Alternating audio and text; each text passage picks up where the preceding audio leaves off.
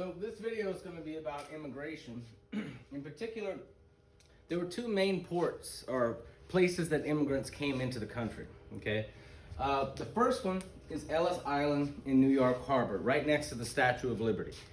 Now, if you think about a globe,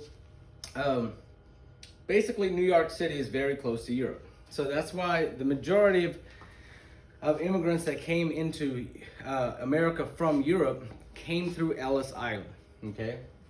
Now, once they were here, they had to actually tell us who they were. They'd tell us their criminal background, history, all that stuff. Doctors would actually check them out to make sure they weren't sick. And if they were sick, they were put into quarantine. And I really probably don't have to explain what quarantine means this year. I think you guys all know what that is. So, and if they got better, then they were allowed to go into the United States. And if they got worse, then they either died in quarantine or they were shipped back to Europe in these massive sick boats, okay? So that is Europe. The European immigrants went to Ellis Island in New York City. You need to know that. Now, on the opposite side of America, Asia is closer to the West Coast, right?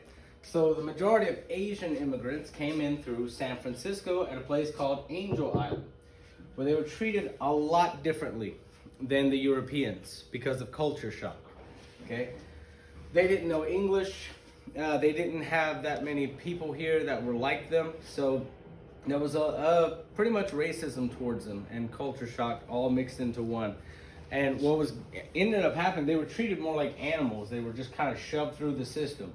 Now, they did check out their sickness if they had it. They also checked out their criminal background. They made them write their name and all that kind of stuff.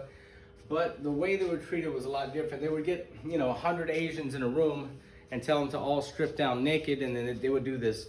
And they would get them to take showers, and then they would delouse them, which is basically throwing a bunch of really nasty chemicals on them in order to make sure that they are sanitized. And then they were allowed in. Now, what you really need to know, okay, a couple of things for this question. You need to know that Ellis Island was for Europeans and Angel Island was for Asians. And there's an easy trick, okay? So Ellis Island starts with an E. Guess what else does? Europe, okay? Angel Island starts with an A, and so does Asia. So Europeans went to Ellis Island, Asians went to Angel Island, okay? You need to know it's New York and it's San Francisco. You also need to know that once they got here, they got checked out for criminal background and diseases, okay? So once the Chinese got here, they weren't treated much better, okay? As you remember from the Migration West chapter that we talked about, the Chinese were welcomed at first because we needed cheap labor. They worked for about $0.25 a day, whereas the average white man worked for about $1 a day. And if you're running a business, I don't know about you, but I'd rather hire 4 men than one, okay? So Americans, nativists, really started getting aggravated with the Chinese because they were stealing our jobs, which kind of sounds familiar. But as the gold dried up in the gold mines around San Francisco and California, all around that area, the Chinese were the first ones kicked out. And they returned home, not to China, some of them did, but they returned to a Chinese settlement in San Francisco. See, when any immigrant group, whenever they get here to America, they're seeking comfort. They're seeking like-minded people.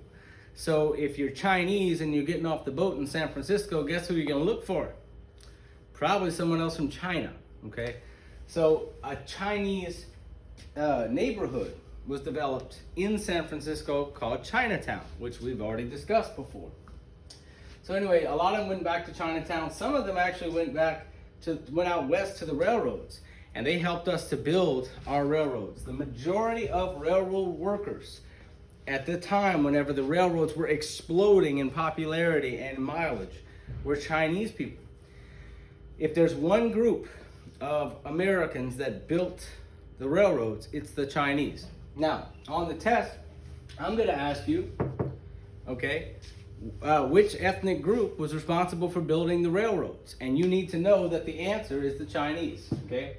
Early Chinese immigrants worked in California gold rush, but mines, and later, gold rush mines, and later were the most important group of immigrants to work on the Transcontinental Railroad that ended up connecting at Promontory Point, Utah. All right, so reasons for the Chinese Exclusion Act. Okay, at first, employers appreciated cheap Chinese labor. When the gold production decreased, foreigners were forced from the mines. We just talked about that. And the Chinese fled to San Francisco's Chinatown. Now, the ladies typically did washing of clothes. That was their business, okay? Men did the hard labor, physical labor. Women washed clothes, and they also opened nail salons. Now, I'm sure you've seen Asian nail salons before, and that's where it kind of got its start. Well, anyway, we have a political cartoon here, okay? We got San Francisco on one side, we have China on the other. And you have a Chinese guy, it's a man, he's got his ponytail, okay? And he's running away from the Missouri steam washer, okay? It says the Chinese must go. So he's getting run out of San Francisco by a washing machine, okay? Now, earlier in the year, we talked about when a machine steals your job, okay? What is that called? That is a vocabulary word for your basic U.S. history vocabulary. So what is it called when a machine steals your job? Well, this is not only about nativism, which is, chasing Chinese people out, but it's also about technological unemployment. So as washing machines and dryers were invented to go into people's houses, people didn't need the Chinese to wash their clothes anymore, so they lost that bit of business. So in 1882, we have the Chinese Exclusion Act. Okay, it restricted both immigration and citizenship to stop what they call the yellow peril. Now, yellow refers to the skin color of the Chinese. Peril means danger. Okay, so if you remember, it stopped all Chinese immigrants from coming in unless you were rich or you were very well educated. And you could lose your citizenship only if you left the country. So that's the Chinese Exclusion Act. It's definitely a nativist policy in response to Chinese people stealing American jobs, okay? So, all right.